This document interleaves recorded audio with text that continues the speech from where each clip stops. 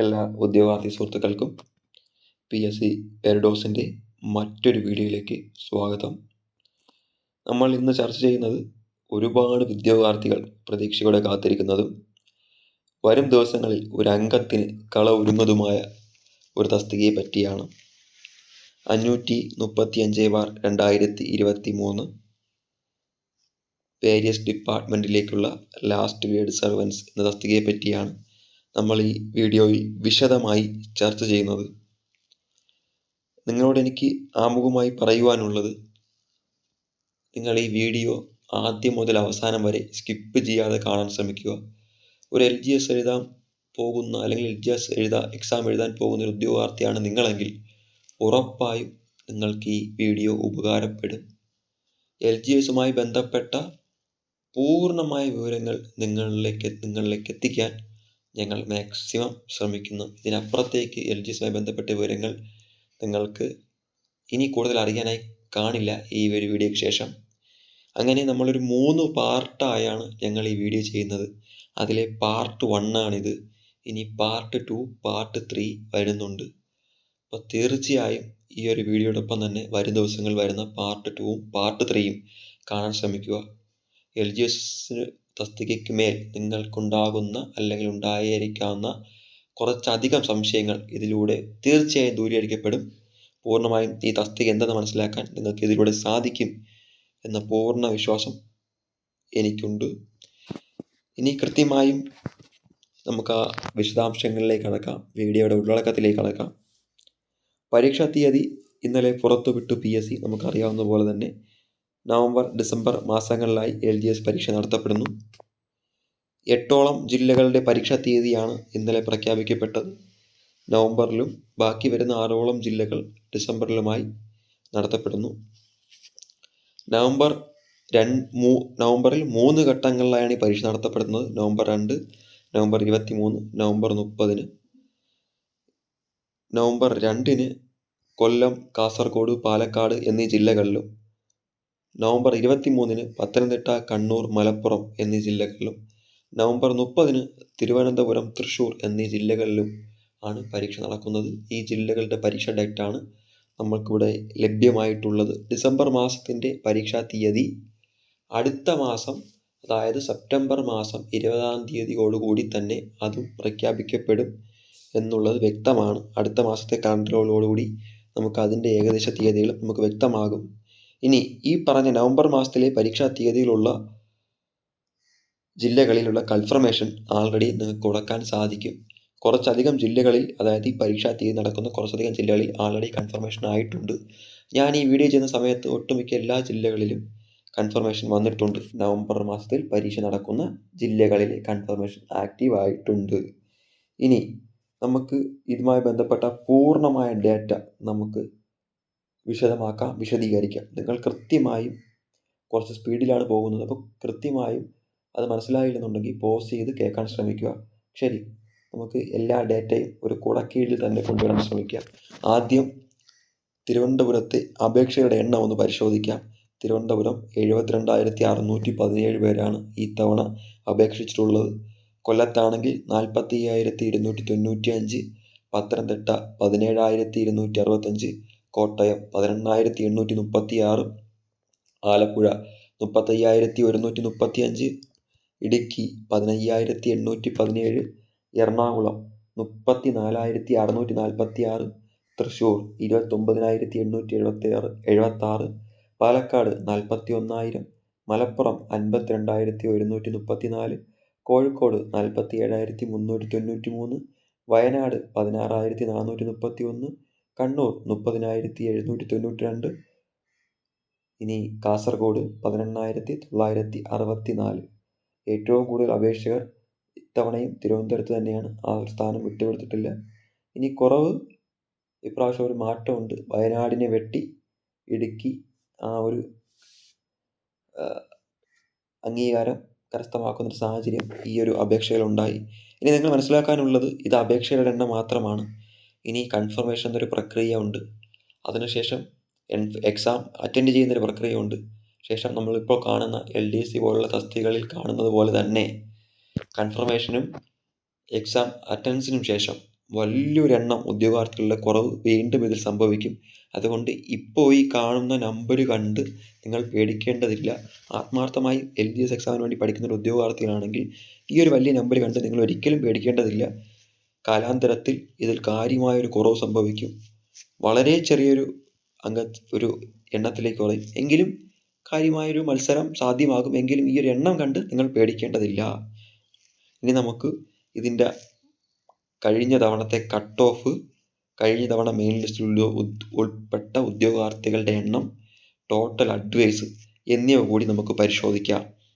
നിങ്ങൾ ഒന്നുകൂടി പറയുന്നു, ഞാൻ സ്പീഡിനാണ് പോകുന്നത്. ഏതെങ്കിലും ഒരു ജില്ലയുടെ ഏതെങ്കിലും പർട്ടിക്കുലർ ഒരു കാര്യം നിങ്ങൾക്ക് ഒരിക്കൽ കൂടി കേൾക്കണമെന്നുണ്ടെങ്കിൽ പോസ് ചെയ്ത് കേൾക്കാവുന്നതാണ്. ഇനി ആദ്യം നമുക്ക് തിരുവനന്തപുരം ജില്ല പരിശോധിക്കാം. തിരുവനന്തപുരം ജില്ലയുടെ കഴിഞ്ഞ വർഷത്തെ കട്ട് ഓഫ് എന്ന് പറയുന്നത് 69 മെയിൻ ലിസ്റ്റിൽ ഉൾപ്പെട്ട ഉദ്യോഗാർത്ഥികളുടെ എണ്ണം 1012. നാളെ ഇതുവരെ നടന്ന നിയമനങ്ങളുടെ എണ്ണം പരിശോധിക്കുകയാണെങ്കിൽ 702. അതിൽ OC 584, മെയിൽ കാറ്റഗറി. ഫീമെയിൽ ആണെങ്കിൽ 578. അപ്പം നിങ്ങൾക്ക് സ്വാഭാവികമായും തോന്നാം OCക്ക് മെയിൽ ഫീമെയിൽ കാറ്റഗറി അല്ലെങ്കിൽ അഡ്വൈസിൽ മെയിൽ ഫീമെയിൽ. കാര്യം ഇതിൽ കുറച്ചധികം ഡിപ്പാർട്ട്മെൻറ്റുകളിൽ ആൺകുട്ടികൾക്ക് മാത്രം ജോലി ചെയ്യാൻ പറ്റുന്ന കുറച്ചധികം ഡിപ്പാർട്ട്മെൻറ്റുകളുണ്ട്. അല്ലെങ്കിൽ കുറച്ചധികം ഡിപ്പാർട്ട്മെൻറ്റുകളെ കുറച്ചധികം പർട്ടിക്കുലർ ജോലിയുണ്ട്. അതുകൊണ്ടാണ് ആൺകുട്ടികൾക്ക് സെപ്പറേറ്റ് ആയിട്ട് അഡ്വൈസ് അയക്കുന്ന കുറച്ചധികം പോസ്റ്റുകളുണ്ട്. അതുകൊണ്ടാണ് ഈ ഒരു താരതമ്യം വരുന്നത്. അത് വലിയൊരു വ്യത്യാസമൊന്നും വരില്ല. 5-10 വ്യത്യാസം മാത്രമേ ആൺ പെൺ വ്യത്യാസത്തിൽ അഡ്വൈസിന് ബന്ധപ്പെട്ട് വരികയുള്ളൂ. ഇനി കൊല്ലം പരിശോധിക്കുകയാണെങ്കിൽ കഴിഞ്ഞ വർഷത്തെ കട്ട് ഓഫ് 70.33. മെയിൻ ലിസ്റ്റിൽ ഉൾപ്പെട്ട ഉദ്യോഗാർത്ഥികളുടെ എണ്ണം 601. ആകെ നിയമനം 452. OC ആണെങ്കിൽ 360 ആൺകുട്ടികളുടെ കാര്യത്തിൽ, പെൺകുട്ടികളുടെ കാര്യത്തിൽ 357.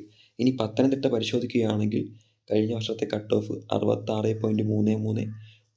മെയിൻ ലിസ്റ്റിൽ ഉൾപ്പെട്ട ഉദ്യോഗാർത്ഥികളുടെ എണ്ണം 365. ആകെ നിയമനം നാളിതുവരെ 264. ഇനി OC മെയിൽ 267, ഫീമെയിൽ 330. കോട്ടയം കഴിഞ്ഞ തവണ കട്ട് ഓഫ് 67. മെയിൽ ലിസ്റ്റിൽ ഉൾപ്പെട്ട ഉദ്യോഗാർത്ഥികളുടെ എണ്ണം 423. ആകെ നിയമനം 340.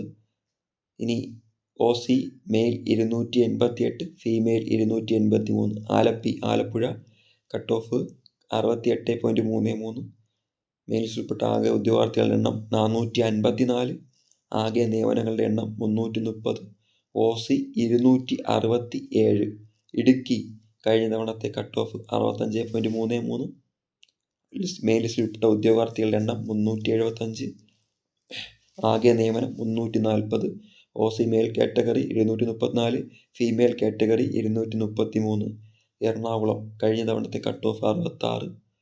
മെയിൽ ലിസ്റ്റിൽ ഉൾപ്പെട്ട ഉദ്യോഗാർത്ഥികളുടെ എണ്ണം 790. ആകെ നിയമനം 578.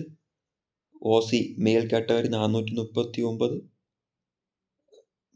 ഫീമെയിൽ കാറ്റഗറി വ്യത്യാസമില്ല.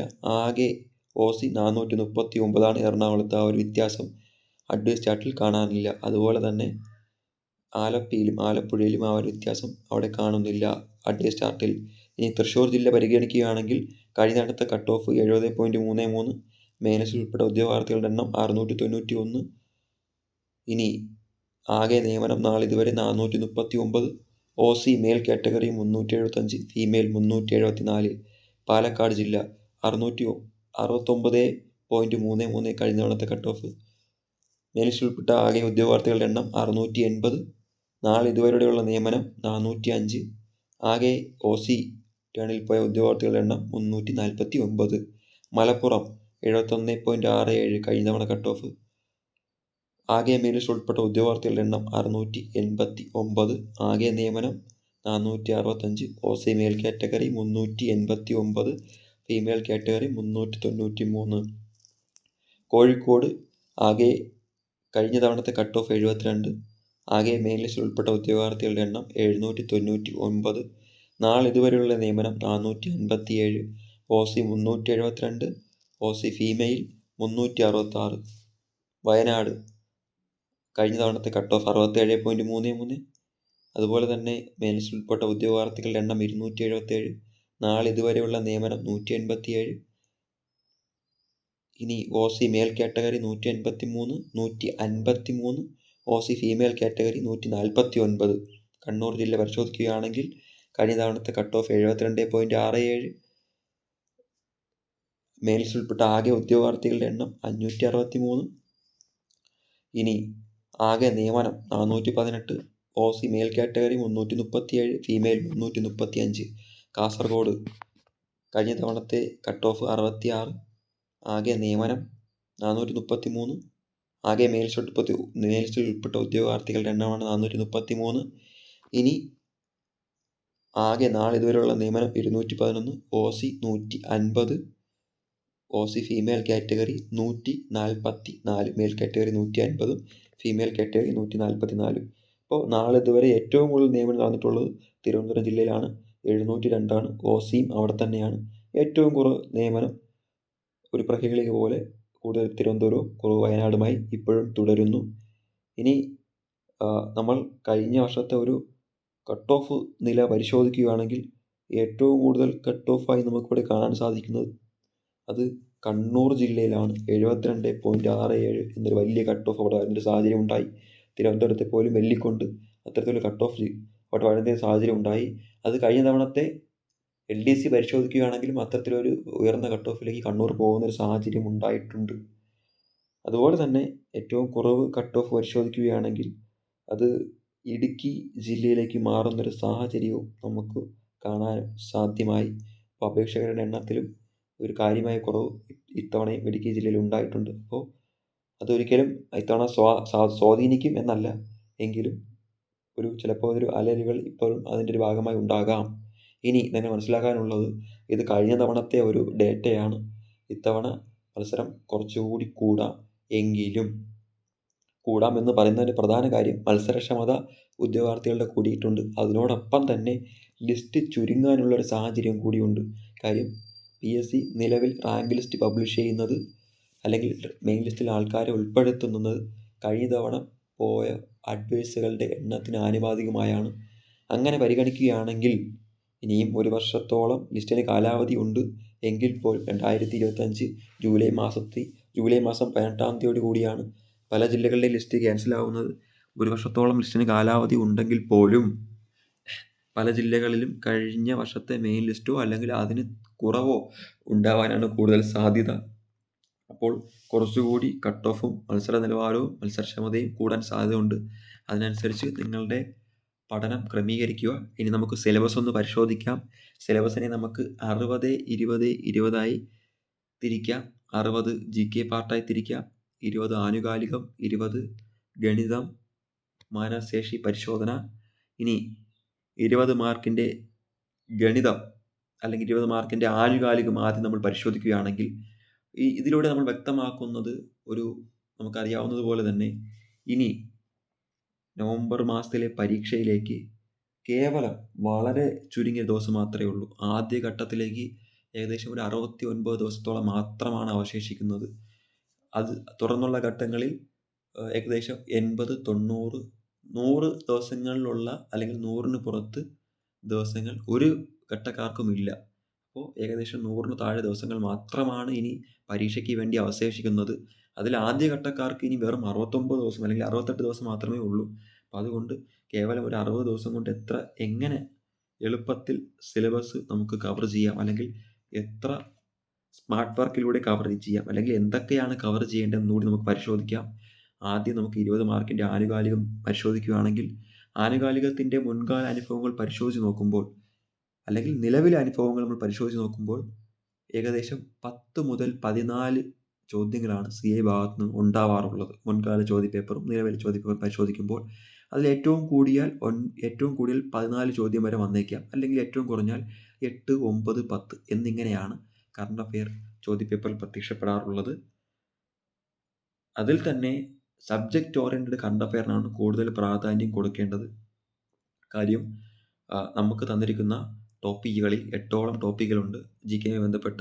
അതിലൂന്നിയുള്ള കറണ്ട് അഫെയർ ആയിരിക്കും കൂടുതൽ വരാൻ സാധ്യത.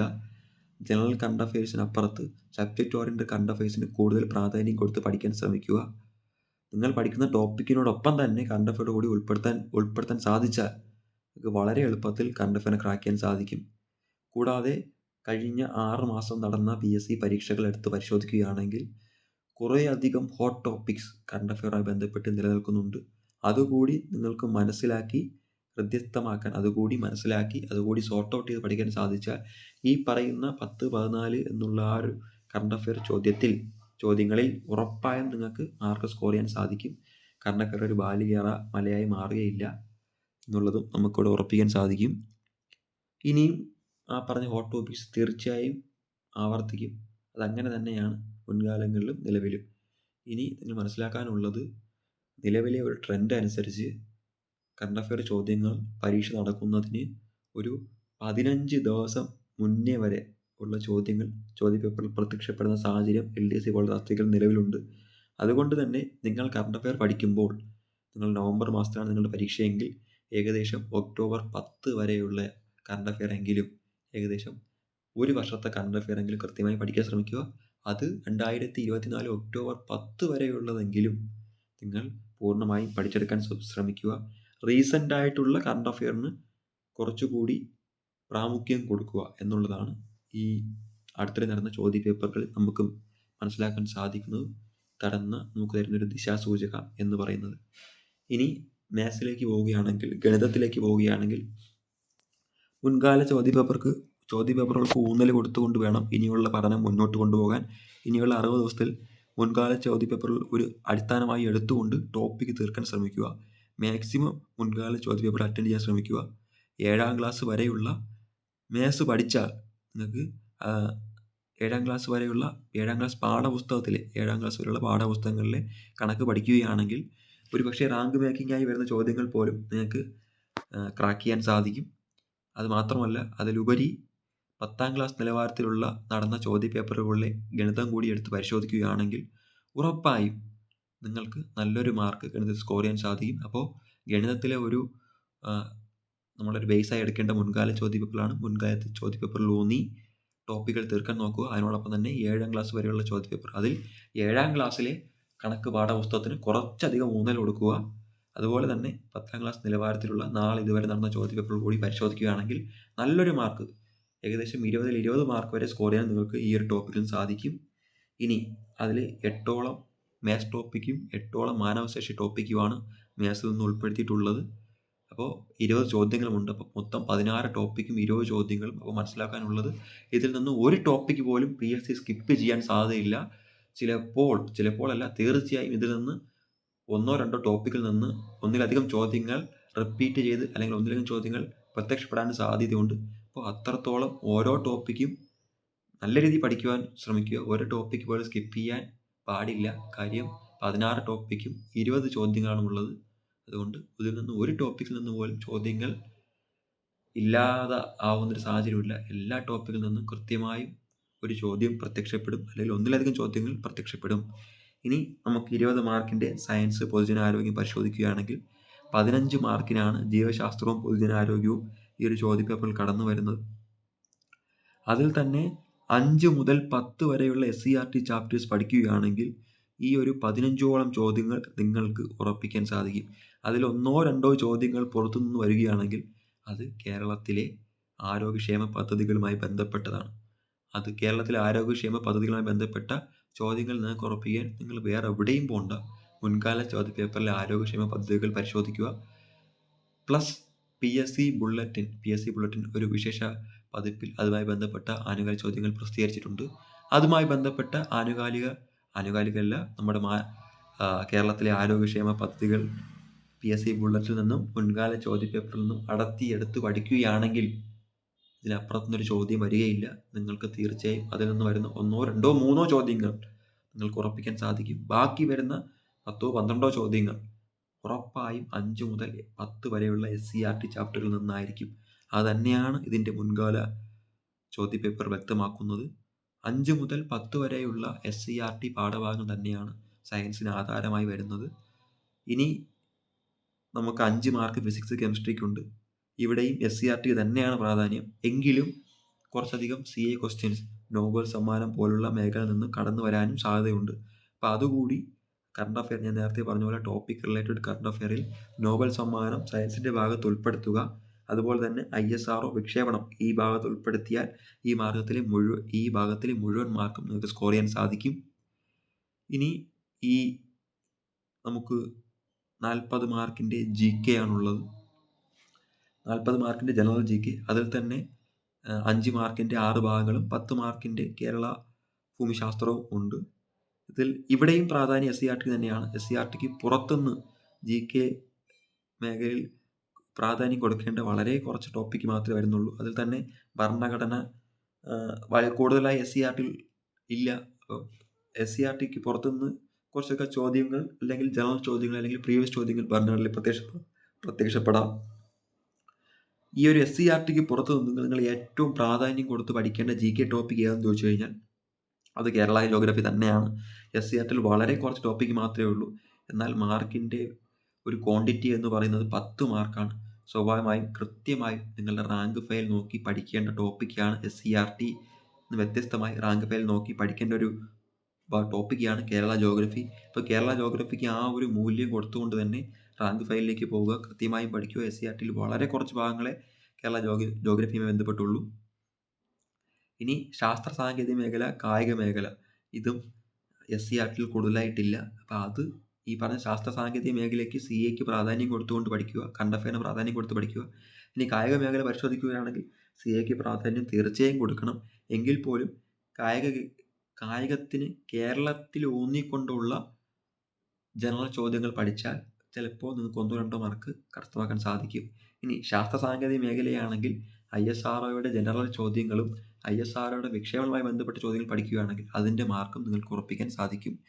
ഇതിന് പുറമെ GKയിൽ നിന്ന് പുറത്തുനിന്ന്, അല്ലെങ്കിൽ SCERTക്ക് പുറത്തുനിന്ന് ചോദ്യങ്ങൾ വരാനുള്ള പ്രധാന മേഖല നേരത്തെ പറഞ്ഞതുപോലെ കേരളത്തിലെ ആരോഗ്യക്ഷേമ പ്രവർത്തനങ്ങളാണ്. മുൻകാല ചോദ്യപേപ്പർ PSC ബുള്ളറ്റിൽ പഠിക്കുന്നതിലൂടെ അത് നിങ്ങൾക്ക് ഉറപ്പിക്കാൻ സാധിക്കും. ഇനി ഈ SCERT എന്ന് ഞാൻ പറയുകയുണ്ടായി, SCERTൽ നിന്ന് തന്നെയാണ് ഏകദേശം 60% GK ഭാഗത്തിലെ ചോദ്യങ്ങൾ, സയൻസ് ആയാലും ജനറൽ GK ആയാലും. അപ്പോൾ ഏറ്റവും ഇമ്പോർട്ടൻ്റായി നിങ്ങൾ പഠിച്ചിരിക്കേണ്ട SCERT ചാപ്റ്ററുകൾ, പിന്നെ CA ഹോട്ട് ടോപ്പിക്സ്, ഞാൻ നേരത്തെ പറഞ്ഞ ഹോട്ട് ടോപ്പിക്സ്, ഇതെല്ലാം ഒരു വീഡിയോയിലൂടെ നിങ്ങൾക്ക് ഉടനെ നിങ്ങളിലേക്ക് എത്തിക്കും. അപ്പോൾ തീർച്ചയായും ഈ വീഡിയോ നിങ്ങൾക്ക് ഉപകാരപ്പെട്ടിട്ടുണ്ടെങ്കിൽ കൃത്യമായും നിങ്ങൾ ഈ ചാനൽ ഒന്ന് സബ്സ്ക്രൈബ് ചെയ്യുക. ഈ ചാനലിനെ ഒന്ന് സബ്സ്ക്രൈബ് ചെയ്ത് സഹായിക്കുക. ഉറപ്പായും ഇനിയും വരും ദിവസങ്ങൾ നിങ്ങൾക്ക് ഏറ്റവും എളുപ്പത്തിൽ എങ്ങനെ LGS എക്സാം ക്രാക്ക് ചെയ്യാം, അതുപോലെ തന്നെ LGSുമായി ബന്ധപ്പെട്ട മുഴുവൻ വിവരങ്ങളും നിങ്ങളിലേക്ക് എത്തിക്കും. തീർച്ചയായും ഈ ചാനൽ സബ്സ്ക്രൈബ് ചെയ്യുക. അതുപോലെ തന്നെ ഈ വീഡിയോ നിങ്ങൾക്ക് ഇഷ്ടപ്പെട്ടെങ്കിൽ ലൈക്ക് ചെയ്യുക. നിങ്ങളുടെ എന്തെങ്കിലും സംശയങ്ങളുണ്ടെങ്കിൽ, അല്ലെങ്കിൽ വീഡിയോയുമായി ബന്ധപ്പെട്ട എന്തെങ്കിലും ആശയങ്ങളോ ആകുലതകളോ പങ്കുവയ്ക്കാനുണ്ടെങ്കിൽ തീർച്ചയായും കമൻറ്റ് ബോക്സിൽ രേഖപ്പെടുത്താവുന്നതാണ്. ഒരിക്കൽ കൂടി ഈ വീഡിയോ നിങ്ങൾക്ക് ഇഷ്ടപ്പെട്ടിട്ടുണ്ടെങ്കിൽ പൂർണ്ണമായും ഈ ചാനലൊന്ന് സബ്സ്ക്രൈബ് ചെയ്യുക. അപ്പോൾ എല്ലാവർക്കും ഒരു ശുഭദിനം നേരുന്നു. പഠനം ഏറ്റവും വേഗത്തിൽ, ഏറ്റവും ശക്തിയോടെ നടക്കട്ടെ എന്ന് ആശംസിച്ചുകൊണ്ട് നിർത്തുന്നു.